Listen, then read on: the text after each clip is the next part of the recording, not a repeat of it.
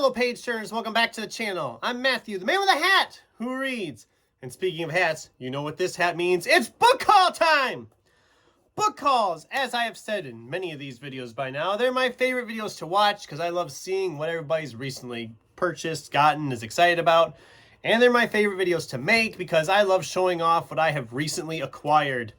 And this is the book haul for November and December 2024. The last book haul for the foreseeable future, because I am on a strict book buying ban in the new year. As of me filming this, we are 13 days into the year. I haven't got any itchiness to go and buy any books yet because I bought 32 over November and December, or received as Christmas gifts or whatever. So I have a huge pile here. We're going to try to go through them as quick as we can because there's a lot of them. I always pride myself in having something for everybody. I think anybody watching is going to find something here that sounds right up their alley. So let's not waste any time. Let's dive on in to them. So, early on in November, I made a purchase from Hamilton Book. This is one of two purchases in the month because I was getting gifts for people at the same time and I had to fill out the orders. So we have here Richard Lang's Rovers. Nice, simple cover, but it's kind of cool. It sounds like it's a vampire novel set in the summer of '76. I'm a fan of a lot of vampire novels. I always like seeing what people do differently with the lore of vampires. I haven't read any Richard Lang before. But this sounded interesting. It wasn't too badly priced. And so I thought I'll give it a shot. And it said Joe Hill likes it here with the little blurb on the back. And I'm a huge Joe Hill fan. So I'm willing to give it a shot. I've had a couple people that have talked about this book before. This is a novella. This is Ray Naylor's The Tusks of Extinction. Essentially, they resurrected a mammoth and this scientist who was an expert in elephant behavior has now had her digitized consciousness downloaded into the mind of a mammoth. You know me, I'm a huge elephant collector. I mean, I got the elephant one up here, and I got the little elephant guy peeking out behind the stocking there. And that's only two of like probably 100 and some odd elephants I have. So obviously this is one I was going to be curious to read. I think Sin talked about this one. Sin read this one. And I think someone else I knew read it and really enjoyed it. So I am excited to crack this one open. We have a nonfiction one here. This is called Flying Off Everest by Dave Costello. Obviously, I've read Into Thin Air about them climbing Everest before. That was always that's an interesting story. This one just really intrigued me that it sounds like they climbed Everest and then paraglide from its peak to the ocean. That just sounds bizarre, crazy, and insane, and I'm there for it. It's a nonfiction, so true story. I'm very excited to tackle this one at some point this year. I mean, nonfiction. I want to read more nonfiction this year. I'm going to try to get a nonfiction book in every month. Don't know when I'm going to get to this, but I do want to read it. Which I should say, most of these books are probably not going to be picked up till the second half of the year. Just because I'm still trying to get through all the ones I had carrying over from last year. I want to try to get the ones that have been here the longest read first. So I will not make any promises on when I read any of these books. I was shopping. I found this one at Bame's clearance corner. This is Widow's Revenge. I read Widows a few years ago. Really enjoyed it. This is the sequel. Not sure if I will like it as much as I like the first one. I probably should reread the first one before I pick up this one again. Yeah, not much else I can say about that. They like, their husbands were like criminals, and then they all died, so then the widows pulled off the heist for them, but then they weren't dead. So, yeah. I did a book outlet order, more gifts for people, and of course got a couple for myself. We have Douglas Westerbake's A Short Walk Through a Wide World. I had never heard of this book before, but it sounds like this 19-year-old girl, she starts to bleed to death, and then she finds the only way that she can keep alive is if she keeps moving. So that sounds kind of creepy, kind of adventurous. It's got some comparisons to Addie LaRue, which is a book I loved. So yeah, obviously I want to give this one a shot at some point. We have Tom Wolfe's The Right Stuff, which is a really interesting paperback. I thought it was a mass market. Maybe this is like the UK equivalent of a mass market. I don't know. But this is about astronauts going into space. Historical fiction. I know there's a movie, which I have, that I have not watched. The movie's like 3 hours and 10 minutes long. So I might read the book and then watch the movie at some point and do an adaptation discussion for it. I've heard the book is fantastic. Like I said, I don't know when I'm going to get to it. I don't know when I'm going to get to any of these. It might be a long time before I get to some of these. Then I was at the local antique mall and picked up 3 more books because, you know, I hadn't already got a huge pile going. But these, I have to be like honest, for these 3 books, I only spent like $4. So, we have a Dean Koontz novel, a nice little mass market paperback horror of Darkfall. I haven't read a Dean Koontz book in probably 3-4 years now. He's an author I kind of have, like, some of them I really like and others I don't. Kat, the Ginger Bibliophile, maybe has read this one. I know she's a big Dean Koontz fan. Have you read this one, Darkfall? Is it any good? But yeah, this was $1 for this.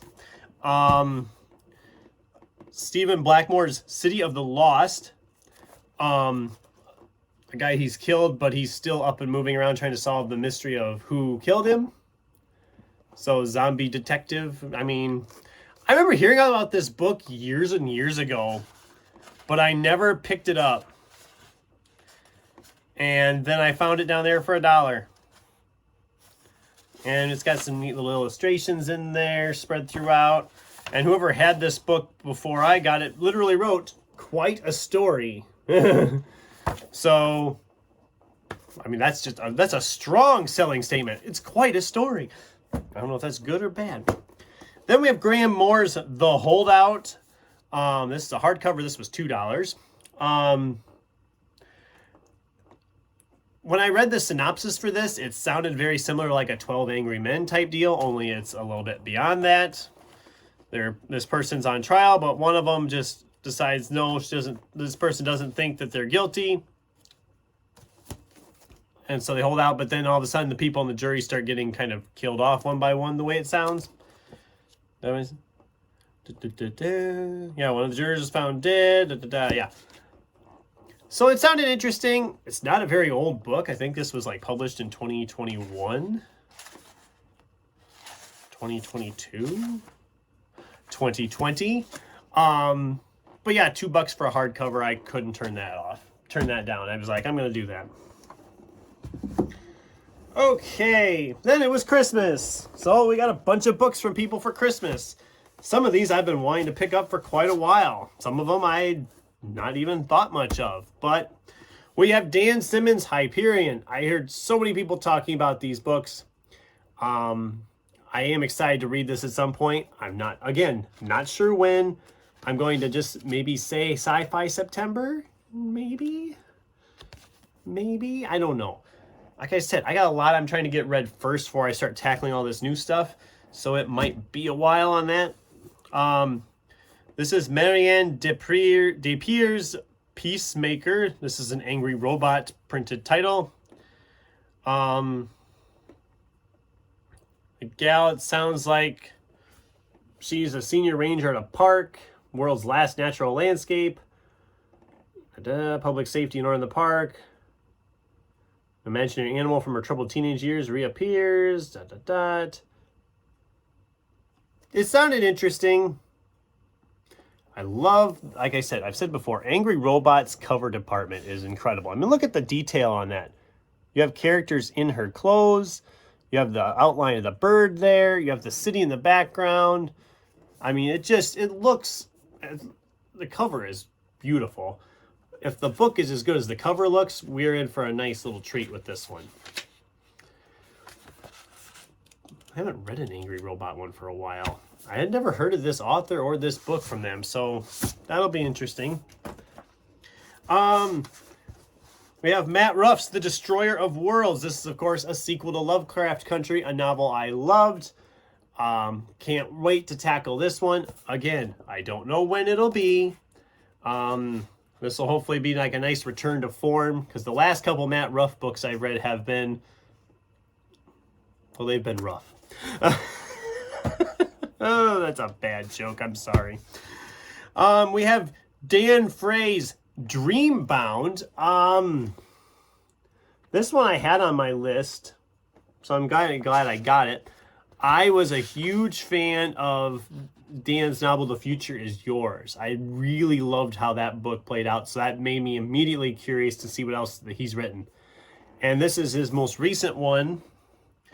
It was published in 2023. And it's... Guy's 12-year-old daughter vanishes. The only clue is a note claiming that she's taken off to explore the hidden world, a magical land from a series of popular novels. Secures a high-profile interview with the author of the books and heads off to her home in the Hollywood Hills. And it sounds like there's... Okay, so some fantasy sci-fi stuff going on. Again, I love the cover. I mean, the cover is just cool. Very excited to tackle that one at some point. These next two were both from my girlfriend. One I had on my list to read. The other one I had heard about but hadn't really decided what I wanted to read, whether I wanted to read it or not. But we have Django Wexler's How to Become the Dark Lord and Die Trying. The title for this sounds just fantastic. I mean, it's a fantasy adventure with most likely some humor. The title is what caught my eye and made me interested in wanting to pick this up. Don't know when I'm going to get to it, just like all these other ones. They're going to sit here probably. Then we have Matt Dinniman's Dungeon Crawler Carl. I've heard people talking about this series. I haven't read any of it or anything by this author. She picked up because she's like, this sounded right up your alley. I'm like, well, it does sound right up my alley. So again, not sure when I'm going to get to it. I do want to read this at some point in the new year now. Like I said, I've got so many books to read this year. If I don't buy any more books for the whole year and I go at my current pace, I probably could read everything I own that I haven't read yet. But we all know that's not going to happen. No matter how hard I try, I'm eventually going to break the band and buy a bunch of books. It's part of it. I mean, you know me by now. That's what I do. All right, so then, because we haven't bought enough books yet. Don't drop them, don't drop them, don't drop them. Am I missing another book? Nope, that's right here. Okay. Right after Christmas, I made a run down to Half Price Books and sold off my unhauled bag. I made a community post about this, that I came home with like 14 more books that I didn't have before I went. We're going to go through a bunch of these fast. So at half price, I picked up 9 of them. Most of them were mass market paperbacks, and with my gift card and the money I got for what I took back, these 9 books was all of $20. I call that a pretty profitable day. So I've been collecting the James Bond ones. This is one I still didn't have. This is From Russia with Love by Ian Fleming. I've been collecting all of these because I do want to do a read through of all of them. So these don't technically count on my TBR right now because I'm still trying to get them all. They're just kind of off to the side in there. A couple of Elmore Leonard ones that I wanted to pick up. Some more of the mystery thriller type stuff that he's put out. We have Pronto and La Brava. I haven't read any Elmore Leonard in a while, and now I found I have 4 of these now, so I'm going to spread these out throughout the year and get those read. La Brava's not long at all. Pronto's a little longer. Elmore Leonard's an author I've kind of been hit or miss on. I really love his westerns. His more crime, thriller, mysteries are sometimes more hit and miss with me. Some I really like, some I don't. These all sounded good. These both sounded good. So, and Pronto's like the first in his series about, oh God, what's the character? Raylan Givens. So Justified. If you're a fan of the show Justified, that's, yeah. Which I never saw the show, but it looked cool. This one was $1.99. And it just sounded interesting. I've never read this author. I've never heard of this book, but this is Spellcast by Barbara Ashford. This gal loses her job and leaves her Brooklyn apartment as it collapses. She goes for a weekend in Vermont and sees this like summer stock company called the Crossroads Theater. And there's magic and stuff. So I was like, okay, that sounds intriguing enough that for $1.99, I'm willing to give it a shot. Very simple cover, but a nice kind of cover too. So again, don't know when I'm going to get to it, but we have Karen Warren's Slights. This is another angry robot novel from those publishers. This is a horror novel though. Sounds like Stevie is a killer, but she brings her victims back to life again to demand, what do you see? Now she's about to find out for herself. And if you don't believe me about it being a horror novel, take a look at that cover. That isn't the thing of nightmares. Again, I'll read it at some point, just not sure when. It's surprisingly thick. It's 500 pages. That's like some Stephen King horror stuff right there. 500 pages. June on the Range is coming up, so I was looking for some westerns, and one of the more well-known western writers is William W. Johnston. Johnston. So I'm like, well, he's wrote so many, I want to get some standalones. Well, I found a couple of standalones. One's the Frontier Overland Company, and the other one is Go West Young Man. Like I said, I picked these up mainly because I need some books for June on the Range that are actually straight up westerns. If I really like these, there's like another 80 books that he has written. I guess these were written with his son, but there are so many of those. The shelves were just packed with these, and they were both, I think, $4.99 a piece. This one looks brand new. The other one's a little more beat up, but I don't know. Those will be for June on the Range. I can actually say when I'm going to read those. We have Mike Chen's Vampire Weekend. I've read some Mike Chen before. I've liked him for the most part. I've never really loved his stuff, but like I said earlier, I love seeing what people do with the vampire lore, so I am excited to read this one at some point. I got to pick it up here. I'm going too slow. I got a ton of books to go yet. This is Alex Thompson's Spider Touch, another angry robot. This person learns what's called finger speak, which is this touch language, so he can avoid punishment and get like a nice life for himself in this village. It sounds bizarre. I like bizarre. You know me too well. I like bizarre stuff. All right, while we were in the same area as Half Price, we had to, of course, go to the thrift shop around the way, stuff, etc., where I picked up 3 more. This is A.J. Bame's... Bame? A.J.B. Aim.